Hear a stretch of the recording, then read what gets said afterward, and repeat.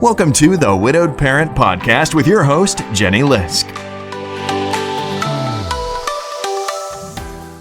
Hey everyone, it's Jenny Lisk, and this is episode 131 of the Widowed Parent Podcast. So I had such a great discussion with Charlene Lam for this episode. Charlene said she'd like to share with my listeners why she believes that we are all curators after a loved one dies. I thought that sounded intriguing, so I invited her on the show. Little did I know I would end up with some new items on my to-do list. We brainstormed what to do with the pile of old DVDs that I have, which includes all of the seasons of Mad Men, which Dennis and I enjoyed watching together for many years, and it was kind of a thing for us, you know, and what to do with those DVDs feels like a really hard question. Because I don't feel like I should get rid of them, and yet I'm not using them. So anyway, listen for Charlene's reflections and tips for using our loved ones' belongings as a source of connection and healing. And also consider dropping into one of her monthly grief gallery gatherings on Zoom. So before we jump into my discussion with Charlene, I wanted to let you guys know some news from here. First of all, I wonder if you saw the new numbers that came out a week or two ago from Evermore, which is a group that's advocating for bereavement leave and other bereavement-related policies in Washington, D.C. And the estimate is that each day 850 kids in the U.S. will experience the death of a parent. And that's from all causes, and of course doesn't include kids outside the U.S. where many of my listeners are. So I'm thinking chances are you might know another widowed parent. Maybe there's someone at your kid's school or on one of their teams, or maybe someone who's a friend of a friend. If you do know someone who's a widowed parent, maybe try to reach out to them. I think it's pretty common for widowed parents to feel pretty alone in what they're experiencing. And maybe you do too, and maybe they do too. So maybe it might be nice for both of you to be able to connect. And speaking of which, I've been working on my next book here, which is related to this topic. The title is Widowed Parents Unite, 52 Tips to Get Through the First Year from One Widowed Parent to Another. And it's the type of book where we have tips and reflections written by 40 or 50 different widowed parents. And it's the type of book that you can pick up and read a little and put it back down.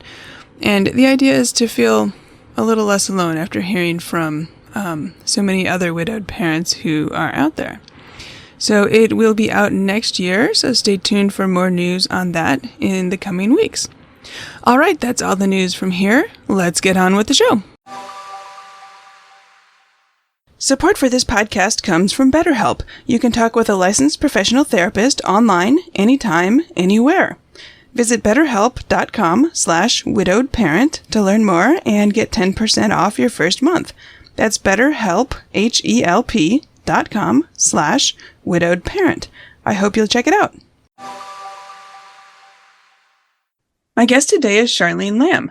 Charlene is a certified grief coach, and she is the curator of the Grief Gallery. After her mom died suddenly in 2013, Charlene leaned into her creativity and curatorial instincts to guide herself through grief. Since then, she's presented multiple international exhibitions featuring the belongings of loved ones lost. Charlene believes we are all curators after a loved one dies and developed her curating grief coaching framework to help people process grief in a creative, accessible way. Originally from New York City, she's now based in Lisbon, Portugal. Charlene, welcome to the show.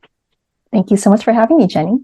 Yeah, well, I've really been looking forward to talking with you, and I think this is going to be a fascinating topic. And we've probably touched on some aspects of this with some prior interviews. I interviewed Rachel Cadanes and Allison Gilbert, and I'll put links to the show note in the show notes to both of those episodes. And I think there's different pieces of this puzzle. Absolutely. Yeah, of all this stuff when someone dies. So this, I'm very excited to be talking to you about this, and I think we should just jump right in. Fantastic. Well, I am obsessed with stuff. Yeah. Partially because, as you mentioned, there are so many facets to our relationship with stuff, our relationship with our belongings, and our relationship with objects in general, and how that can all shift after we lose a loved one. Yeah, it's fascinating. All right. Well, I've heard you say that after your mom died. Well, here, let me read your quote. After my mom died, I found myself standing in her kitchen, transfixed by a bottle of soy sauce. I couldn't bring myself to throw it away.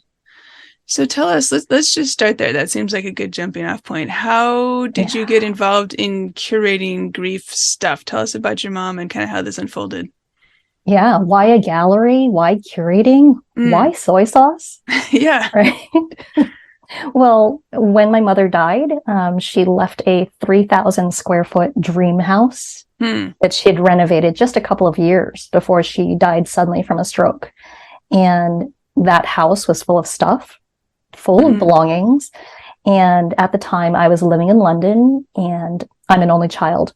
So I had the task of figuring out what to do with the house, what to do with all of the belongings in the house. And wait, let me interrupt. You were in London. Yeah. Was your mom also in London, or where was she?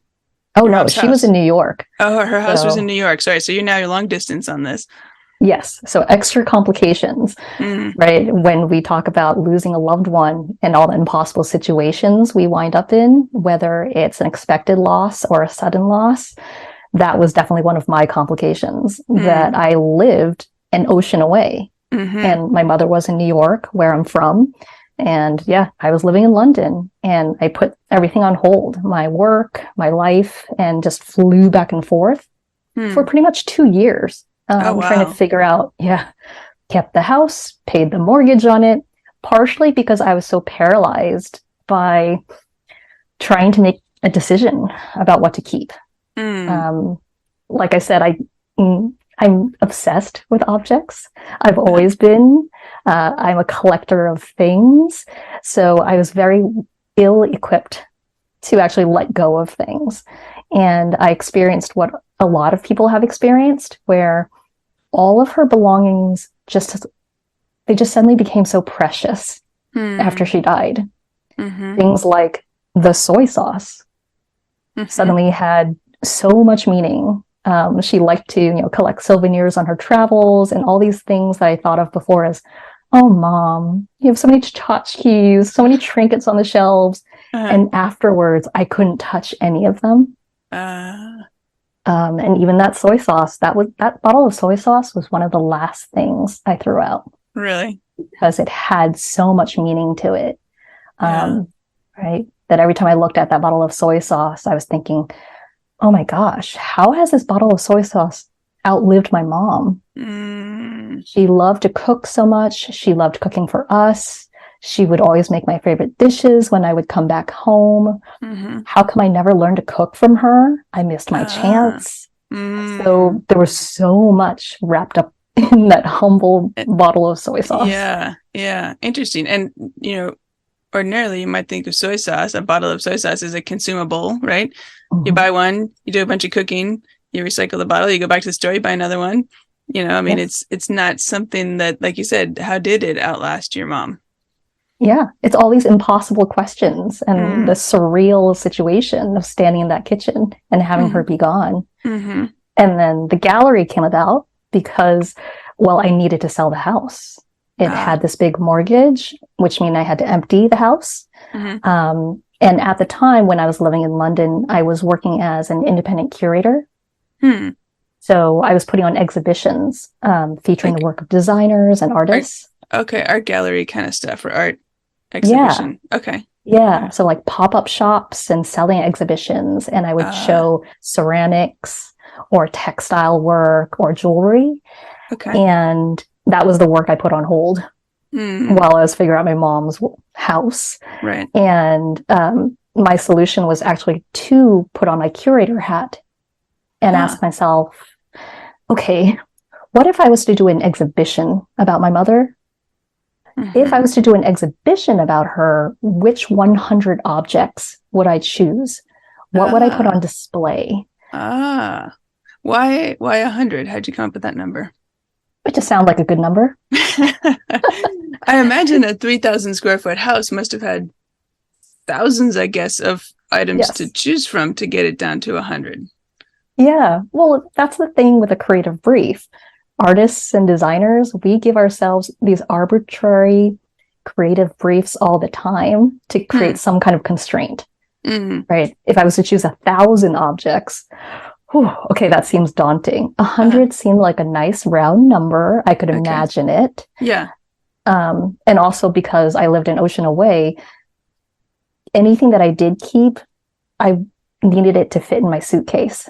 Aha. Right. So there was a practical and physical restriction there as well. So I thought, okay, better pick a number that seems manageable. Yeah, yeah. So did you then actually curate a exhibition of some kind with those 100 objects? Yes.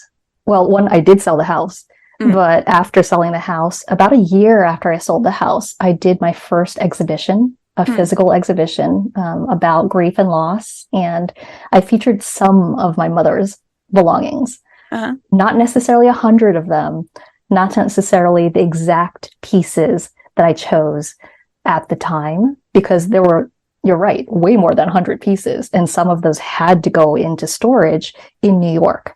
But I did manage to bring some over to London, into my one-bedroom apartment in London.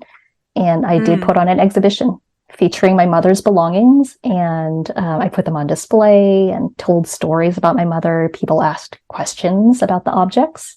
And it was a really beautiful experience. By that time, I think I was ready to actually start grieving my mother. I was pretty much in shock before that. So it really felt like that exhibition was the real memorial for my mother. And that's how the gallery started. The grief gallery started with that. So you had, I guess you might have had some kind of memorial service or funeral service or something in New York at around the time of her death.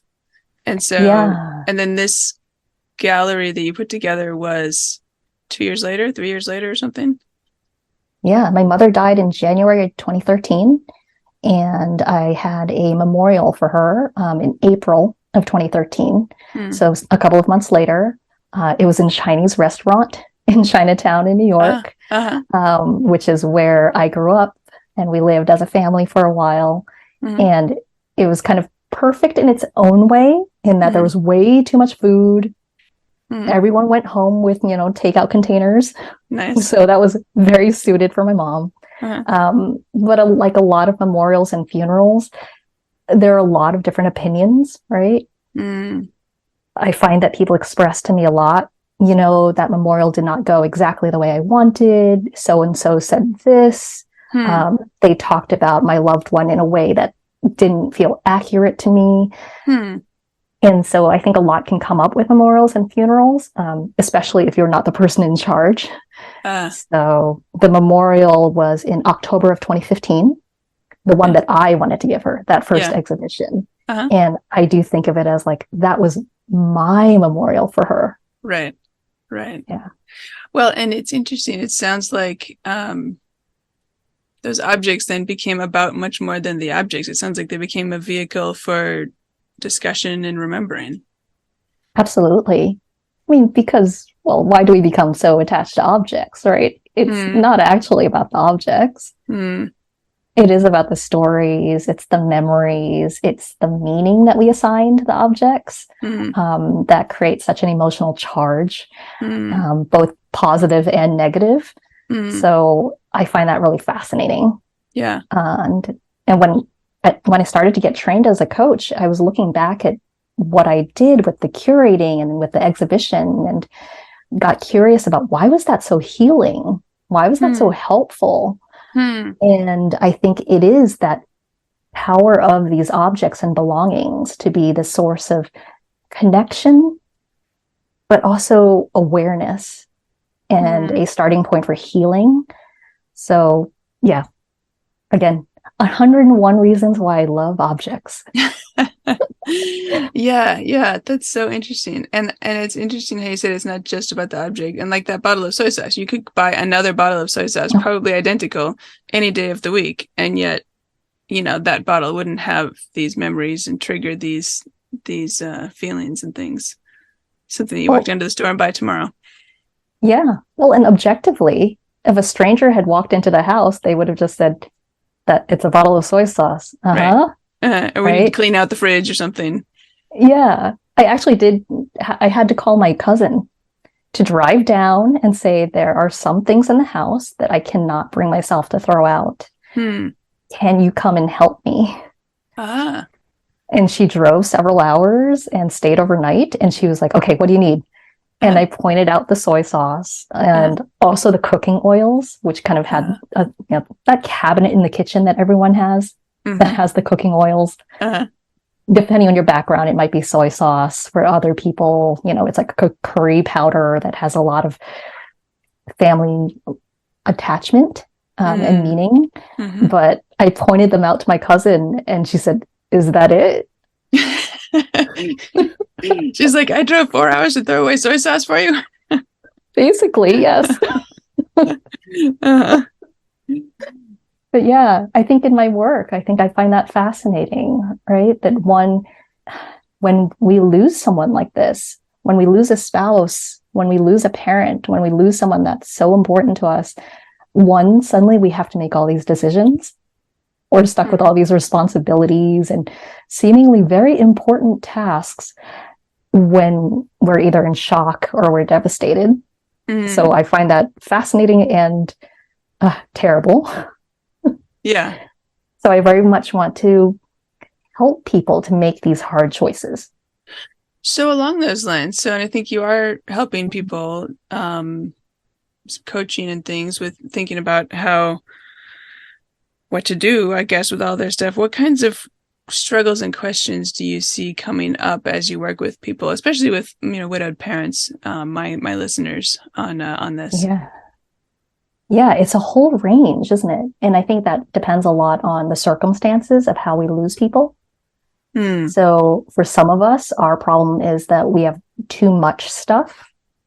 That in my case, I had to sell my mother's house. In the case of losing your spouse, maybe you have to sell the house. Maybe you have to downsize and you wind up having to move. And you have to make these choices that are very hard in a short period of time. So we have too much stuff and we're feeling burdened and overwhelmed by these choices. And then other people that I speak to and I work with, their problem is that they have too few things. Right? That maybe when they had to choose in the moment, maybe their reaction was to actually get rid of everything. And now a couple of years down the line, people are thinking, oh, I really wish that I had kept my husband's suit. I cleared out the closet right away because I thought that was the smart thing to do. And now I really wish I had something that smelled like him. And with other people, depending on the circumstances of how they lost someone, maybe they had a storage unit for a while, but then they couldn't afford to keep it. Or maybe they lost their person in a traumatic way and there was something that was important to them that they never had the opportunity to keep. So I think it does tie in a lot to the circumstances of that. And sometimes as a parent, you're choosing not just for yourself, but you're also choosing for your kids. Yeah, that's an interesting one. Let's talk about that a little bit because even as an adult, I don't know what I'm going to want in 5 years, 10 years, 30 years. But especially if my kids are little, or even if they're not so little, it feels like an impossible task to think about what should I keep for them. Yeah. I think an overlying ethos that I have with grief is this combination of grit and grace. In that we have so many hard things that we need to do and hard choices. And I always encourage people to give themselves that balance, that we need the grit to do the hard things, making those phone calls, choosing what to keep, telling people, telling our kids what happened, and to balance that with grace. Grace for ourselves, grace for our present selves, grace for our past selves and the decisions we made then, and grace for our future selves. We don't know what our future self is going to want. We don't know what our future kids are going to want. And we kind of have to get to a place of being okay with not necessarily knowing what the perfect decision is going to be. So there's that aspect of things. But two, like you said, I believe that we are all curators after a loved one dies. And by that I mean, yeah. Well, one, let's back up and say, like, what's a curator? Okay. Yeah, fair enough. Yeah. I mean, curator to the term, it's been very widely co-opted. When baristas at Starbucks are curating the coffee menu, it's right. They're choosing the coffee menu. But often people think of museums. They think, okay, you work at MoMA and you are in charge of a collection. You decide what goes in that collection of art items or other kinds of sculptures or pieces. And you decide what goes into that collection, what gets kept in the collection. And if you're doing an exhibition, you would be deciding, okay, which pieces are going into this exhibition? Which artists am I including for this particular exhibition? So that's a very general way to look at it. But I was working as an independent curator, so not with an associated museum. But I always say, you don't need to have a gallery to be a curator. You have a shelf in your home. You have bookshelves. You have photos and frames. You have a picture wall. You're choosing all the time what goes into your space, what takes up space in your home, in your car, right? In your office, and in your life. So I kind of define curating as making intentional choices. I make intentional choices when I'm doing an exhibition, what I include in that exhibition. It fits a particular theme. There's a particular experience that I want people to have. And I propose that we are making intentional choices. You are making intentional choices all the time. How can we carry through that idea of making intentional choices into your everyday life? And potentially including some of these objects or the belongings of our loved ones, or even objects that remind us of our loved ones. Would you like an example for the kids? Yes, please. So, for instance, how old are your kids now? 18 and 16 next week. So, if we were to give you a creative brief and say, okay, we're going to clear out 2 shelves behind you, and we're going to put together a mini exhibition about your husband for your kids right now. What items might you select to put on display there? What stories do you want to tell? What is it that you want them to most remember about him at the ages that they are at now? Oh, interesting. At the ages that they're at now. Because I think it can change, right? When we're putting together an exhibition, we're thinking about the audience too. Who is this exhibition for? Who are the people who are going to be coming through this space, and what do we want them to experience? So I think for kids, when you have really young kids, what you might choose to tell them, what you might choose to show them about their parent is probably going to be very different than what you're going to tell them, the stories you're going to share when they're a teenager. So intentional choices are available to you throughout. Does that make sense? It does, yeah. And now I'm thinking that I'm going to have a whole big attic to keep all these pieces so that I can have things to show them when they're 5 and 15 and 25 and 30. Well, some people can do that. But I would suggest that, most of us are working with some kind of constraint in terms of space, right? Right. So it doesn't have to be the ideal. That's the beauty of, we're not actually working for the Met. You're not actually a curator at the Seattle Art Museum. You're not actually tasked with having to maintain an expensive collection.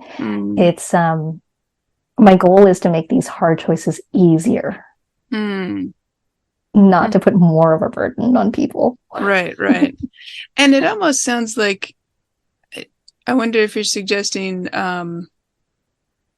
that it, one way or the other, we're curating, if we, even without realizing it. I don't think I'm going to say this very well. almost like it, one way or the other we're curating, so maybe it would be helpful to bring a little more intentionality into it. Absolutely. Oh, you got it perfectly. We are curating all the time, right? Even in our heads, we're curating. Like we said, why are the objects so meaningful to us? It's the stories that we have. You know, I have a certain narrative about my mother in my head. I have certain stories that I highlight about her. And I would say that most of the objects, most of the belongings that I kept help to illustrate those stories, help to illustrate that overall narrative I have about her. And that's the case with all of us, whether we're aware of it or not. Our human brains are coming out with narratives and stories all the time just to make sense of the world. And after we lose a loved one, well, how do we make sense of such a big occurrence in our lives and make sense of something that doesn't make sense? But we do have stories and narratives about our loved one in our brains all the time. I'm just kind of bringing some of those to the surface. Yeah. So this is reminding me, I've been trying to go through stuff, right? Get rid of stuff. I have too much stuff. And so I had this humongous stack of DVDs because I had, I had replaced the carpet. And so I had to take everything out of the room in order to replace the carpet, right? So now I have to put it all back. So one of the things that came out of the room, out of the drawer, so I could move the furniture, was all these DVDs. Well, who uses DVDs anymore, right? Anything I want, I'll get on Netflix, Amazon Prime, one of the streaming services, right? So I had the kids look through the stack of DVDs to say which ones should we keep, right?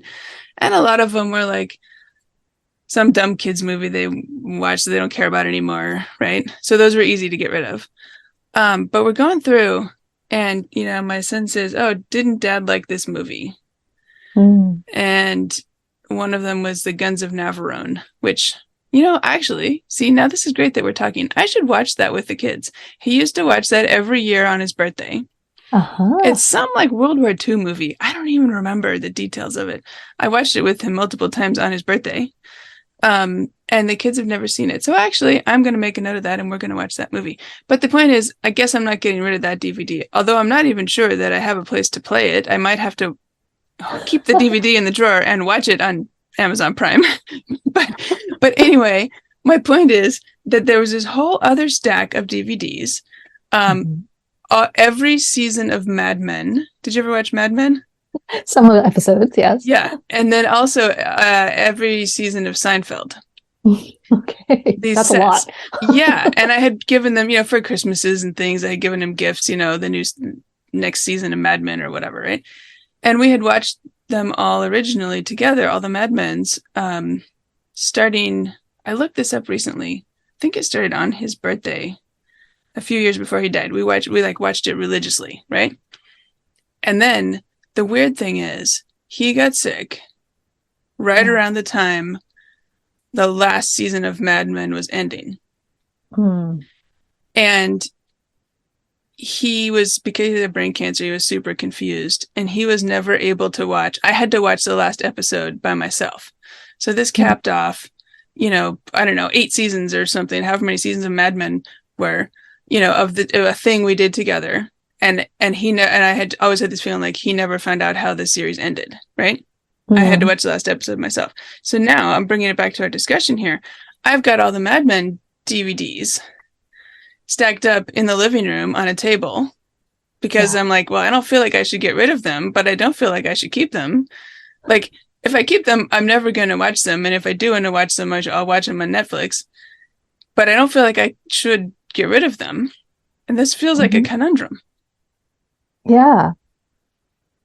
Well, I think you can come at it from different angles, right? I think when we're deciding what to keep, there's always the practical aspect and there's the emotional aspect. Yeah, exactly. So from the practical aspect, some of the questions might be, okay, what does it cost me to keep this? Whether it's in terms of physical space, a lot of episodes, right? Or cost me in terms of space in my head. Is it just this open loop of what do I do with these? What do I do with these? is that space in your brain better used on something else? And what are we making that potential decision mean? So from the emotional aspect, right? When we're talking about objects, people make them mean a lot of things. Some people make it mean, you know what, if I let that go, am I letting the person down? Am I giving up on memory? Am I going to forget them if I let go of these items? So what are we making it potentially mean to let go of those DVDs? That's a great question. And, I almost feel like, because it was such a part of our shared history together, right? This was a thing we did together every Thursday or whatever day Mad Men was on. Like, every week we watched it, and it was a big deal, right? Yeah. And so it almost feels like, am I letting go a part of us by letting go of these stupid DVDs that I'm never going to watch? Right? Right. And would you be? I don't know. So far I'm not getting rid of them until I think about that, I guess. Yeah. Those are the kinds of questions that I would explore with clients, right? Because we think, oh, it's just the DVDs. And then when you go deeper into it, it's, oh, why am I so attached to that? Let's look at the stories. Let's look at the memories. Let's look at the meanings, and then decide what you want to do from there. Right. Because, for instance, things that they never got to experience. I love that you shared this very practical and timely example that's in your real life. Yeah. Because is it potentially, I'm just going to guess around this, but, is it making it mean that he never got to find out how the series ended? Yeah. And that is a thing, right? Yeah. But also, what does that mean? Like, is it sad? Is there anything we want to do around that? Right? Because we could create a new tradition of watching something with the kids on the same evening if we wanted to. Right. Like, I love how you mentioned how the other DVD made you remember a movie that your husband would watch regularly, and how you might be able to create a new tradition or a new experience with your kids. I like that idea. Around that movie. Yeah. And there's also, we could also, do you talk to him? Do you talk to your husband? No, not really. No. Okay. I talk to my mom a lot. That's why I ask. And different people do talk to their person a lot. And for my mom, in my case of what really I felt bad that she didn't get to experience, was that the last time I saw her, we were at Grand Central Station in New York. And we would take the train from there to her dream house by the lake, which was like about an hour north. So we were in Grand Central Station a lot. And they had I believe the 100th anniversary of the station, and they did a big celebration, and I felt really bad that my mom never got to see it. Oh, yeah. Yeah. Because you guys had spent so much time there together. It was such a part of your existence and traveling back and forth to her place. Yes. It meant like I had arrived home. We were about to take the train to see my mom and get fed and be pampered and feel like a kid again. All right. But she was also a proud New Yorker.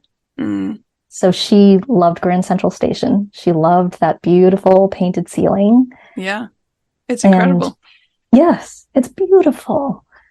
So my way of dealing with that is I would just talk to her about it and say, Mom, you would love this. They redid the ceiling. They put up all these lights.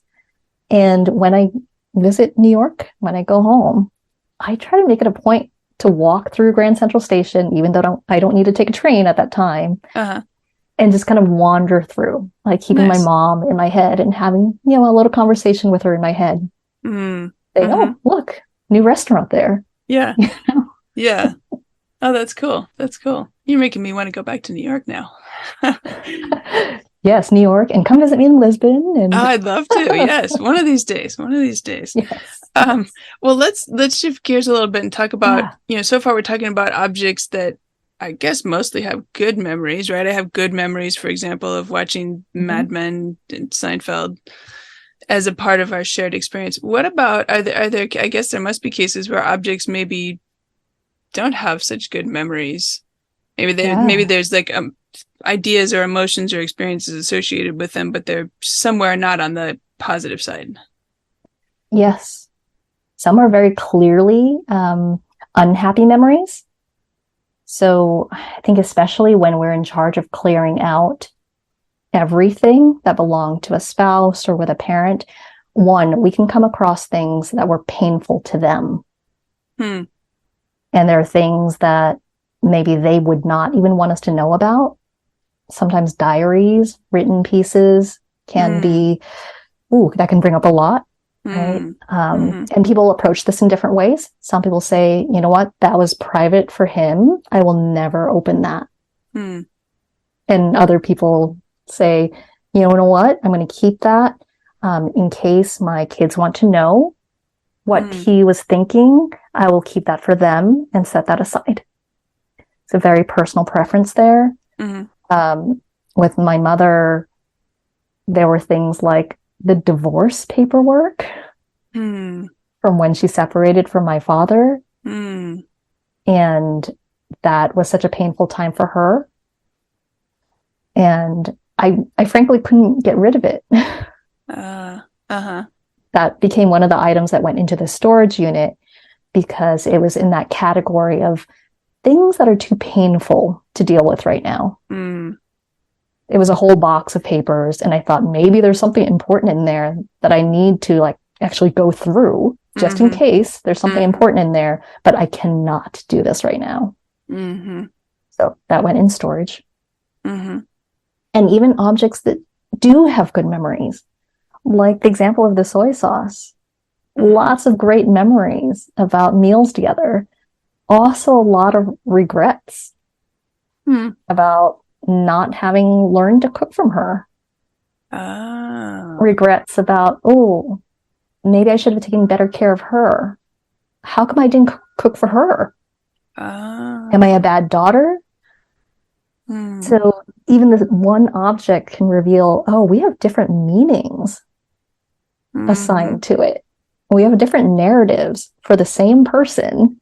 Right? I would say that we had a very good relationship, and I could say there are definitely things I regretted. And for a while there, I did kind of hold on to that narrative of, am I a bad daughter? And the soy sauce is what was triggering that? There definitely were multiple things in the house that triggered that. But I think that was part of the process of letting go of the objects, and then also letting go of the story. That I think we do have multiple narratives about the same person. And I think that's part of our choosing, right? We choose which narratives we want to keep on returning to. We choose which narratives about the relationship we have. If we kind of continue with this analogy of an exhibition space, right? That if you're imagining, moments from your relationship with your spouse that you would print out and put on the wall, that you would frame, which ones are you going to choose to frame? For yourself? For your kids? Right? Are you going to choose the happiest memories? Or are you going to choose the way that we would fight about that thing? So I think that's part of the choosing. And I think when we do look at all these objects, again, that grit and the grace comes in. Yeah. Unhappy memories are going to come up as well. Yeah, I was thinking about what you'd said about giving yourself grace, your past self, your present self, your future self, and wondering how that seems like it might come into play if you're thinking about changing the narrative or letting go of the narrative around some of the less positive things. Yeah. I think it's grace and forgiveness for the things that we did in the moment or in the past, right? Accepting that we did the best we could with the information that we had and as the people that we were. I was living my life in London. My mom was living her life in New York. Right. I could make it a tragedy that she died alone, but I don't choose to interpret it that way. I give myself the grace to say, you know what, she raised me to be really independent. And we were living our independent lives. She was living her best life. And I'm not going to make that a tragedy. So it's partially the way we interpret it, right? Right. And then how did the objects come into play with the interpretation? This is all so interesting. Let's shift gears a little bit and talk about maybe some, if you can share some tips or creative approaches or creative solutions. Or so now we've, thought about all these things, or at least we've thought about some of the things that we have. We're looking at all these objects. We found some that maybe we think we'd like to keep and honor and remember in some way. Can you share some ideas with us? Yeah. So again, there's the form that it can take, right? So if we have the objects, we can put together an actual exhibition if we want, if we're that type. But I don't even necessarily mean a gallery. Again, it could just be a shelf. It could be, a mini presentation for your kids or for friends, because they are also different audiences, right? What we have in terms of our memories with our spouses is very different than necessarily what we would present for our children. So you can actually do an exhibition, or you can do a gallery wall. Some people choose to have a shelf. And in different cultures, you might have an altar. So that might be what goes into your physical space. Other people no longer have objects, either because they didn't have the chance or it was just too big to keep. So I'm a big fan of commissioning artwork. In Tell particular, us about that. Yeah, I commission artwork every year in memory of my mother. One, because that's how I express myself. And two, I like supporting creatives. Three, my mom loved art and museums, so I think she would quite enjoy that. But my first commission was actually her urn. And I commissioned a ceramic artist that I'd worked with for a while to make her urn. And the urn held flowers because my mom loved flowers. You mean it held actual flowers, like a vase, not flowers painted on the side? Yes, there was a compartment for her ashes, and there was a compartment for flowers, for cut flowers. Gotcha. Okay. So it was this ability to create something in memory of her that highlighted something about her that I really wanted to feature, her love of flowers. And then this has come up a lot in terms of people who couldn't keep a house. So a woman who lived a continent away from her parents, and both of her parents had passed, and her kids had never actually gone to her home country. So I suggested that she commission an illustration of the house, put it in the context of her country, include details that illustrate the points that she wants her kids to know about her life growing up in her home country, the things that her parents enjoyed. It's almost like creating a picture book, right? Ways to illustrate the stories that she wants to tell about her parents, about the memories she wanted to have about the house. I think illustrations can be a really beautiful way to capture something that we no longer have. That's such a great idea. But let me just get real practical for a second. How do you commission an illustration of a house? Or how do you, how do you start to even think about how you do that? Well, this is the internet, right? Right, the wonders of, you don't have to keep the DVD because the internet has the movie. So there are so many amazing artists out there, whether they are on Instagram or on Etsy, or if you live in an area that has open studios, I encourage people to go to those and ask if people take commissions. And it can be a really healing process because you're talking about your person, right? You're talking, again, intentionally about what aspect of your relationship with them, what aspects of them you want to feature. So I think that alone can be very healing if you've identified what you want to feature. And I do have a 3-question process that kind of helps people to do that. Okay. Yeah. I'd love to hear about that. So again, we're talking about curating as making intentional choices. Okay. I start with question 1. How do you remember your person? Okay. And that's just an open question. All the good memories, all the bad memories, all these different aspects about them. Question 2, how do you want to remember your person? Okay. So here we start to make some choices, right? First question, how do you remember your person? Does everything. That includes when they were sick. That includes when we fought. That includes some of the good memories, the meals we had, the shows we watched together. Second question, how do I want to remember the person? Okay. Different twist on that. Yeah. Yeah. You're likely going to choose the better memories and how you want them to stay in your mind. Okay. And so from there, you could commission from there, right? Like the memory of how my mother loved flowers. That's why I chose to do a container that also held flowers in addition to her ashes, because I'd already identified, I want to highlight this aspect of her life, of how she lived. And then if you want to take it further, there's a third question. How do I want my person to be remembered? By others. Yes. Okay. That's in some ways, because they are different answers sometimes. Yeah. Right? Yeah. Like, I imagine that you might have stories about your husband that you keep for yourself, others that you share with your children, others that you share more publicly. And it is these kind of different layers of questions and filters and choices depending on the audience. Does that make sense? It does. That makes a ton of sense. Yes. Gosh, you're giving me a lot of ideas here. I think I'm going to have to add a few things to my to-do list. I don't know.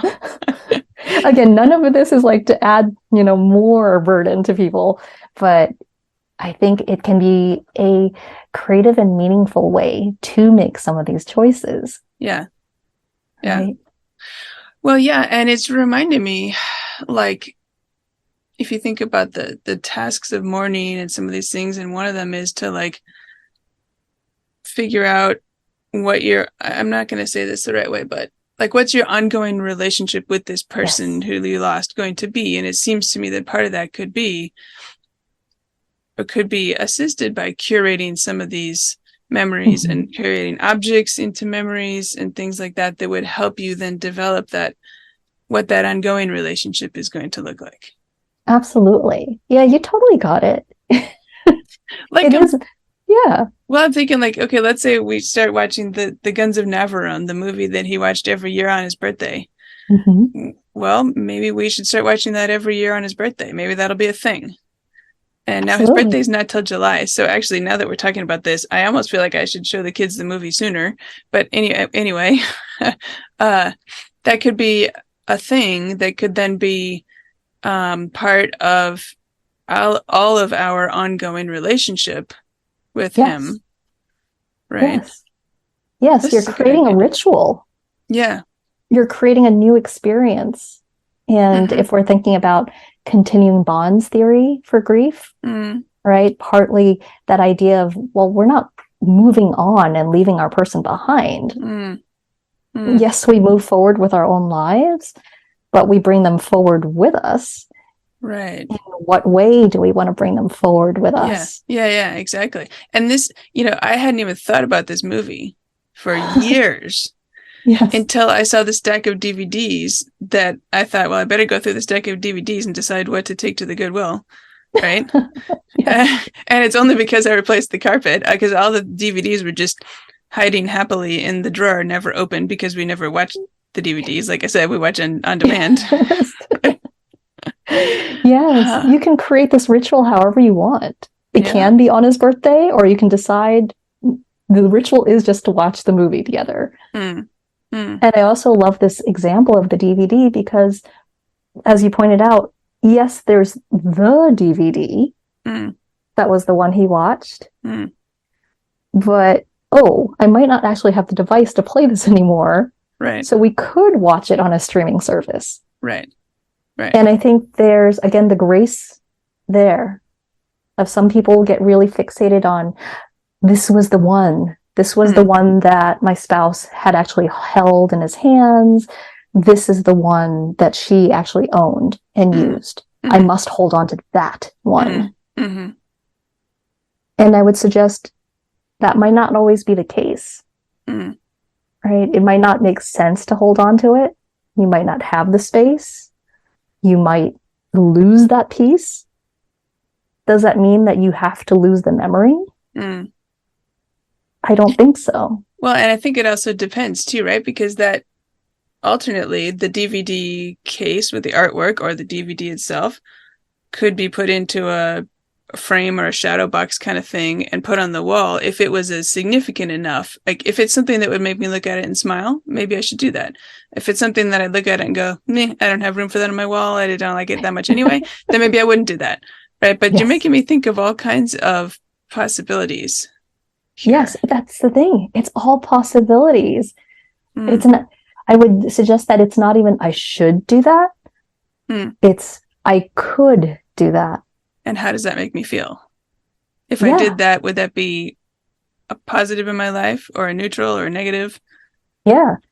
And I could do that, but maybe I don't actually like that artwork on the DVD cover.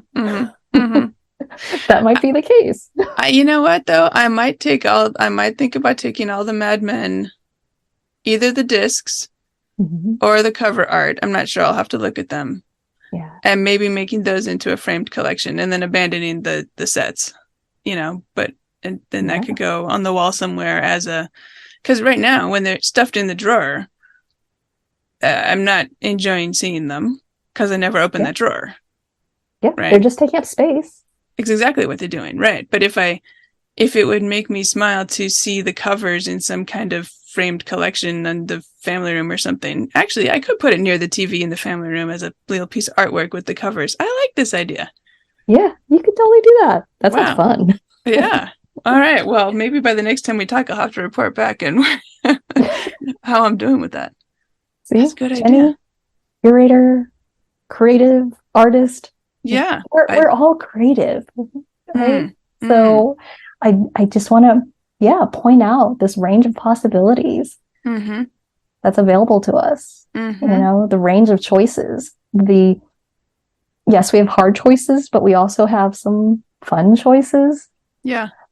And when we've lost someone and, we're experiencing these circumstances that are just so out of control, there's so many aspects that we did not have a choice about. Right.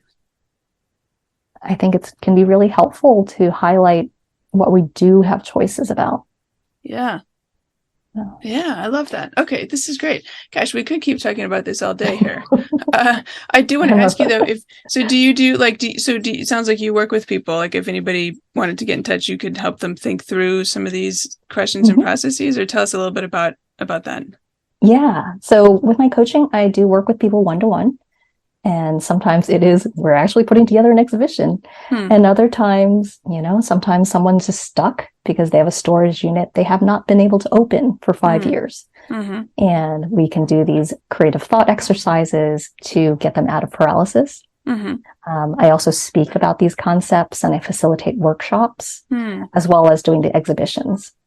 I'm very much for creating and holding space for this safe processing of our grief in creative ways. I always need to weave some creativity in there. Yeah, for sure. And I think your grief gallery has some kind of monthly drop-in Zoom calls or something. Can you tell us what that is? So there's a monthly grief gathering, and that's the last Wednesday of every month. And it's the gathering of the grief gallery. So people are actually invited to come onto the Zoom call anywhere around the world and to actually bring an object to share. Tell us the story of why you kept this or what this object means to you. Tell us about your person.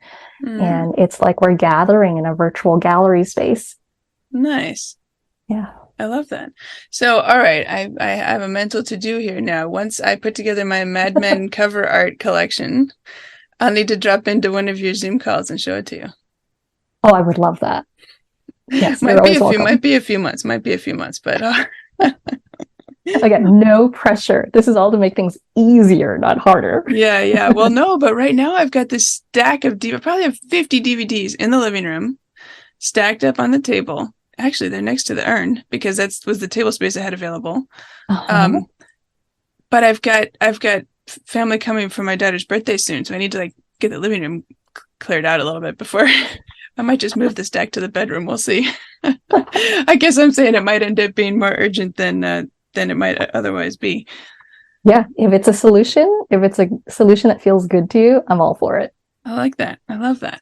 All right. Well, why don't we go ahead and wrap up here? Because like I said, I think there are so many more things, but this has just been wonderful. And I wonder if you could leave us with some parting thoughts. If you could say one thing to my widowed parent listeners about this topic, what would you leave us with? Yeah, I would remind you again, give yourself grit and grace and permission to do this when you're ready. None of this is meant to be heavy or an additional burden on you. And you might find that depending on where you are with your loss and your grief, that you're not ready to create anything. And that's totally fine. Your relationship with the stuff, your relationship with the loss and with the grief, it's going to change over time. So don't feel pressured to do this. Grace, always. Yeah. All right. Terrific. Well, I think that's a great place to end. So my guest today is Charlene Lam, who's a certified grief coach and the curator of the Grief Gallery.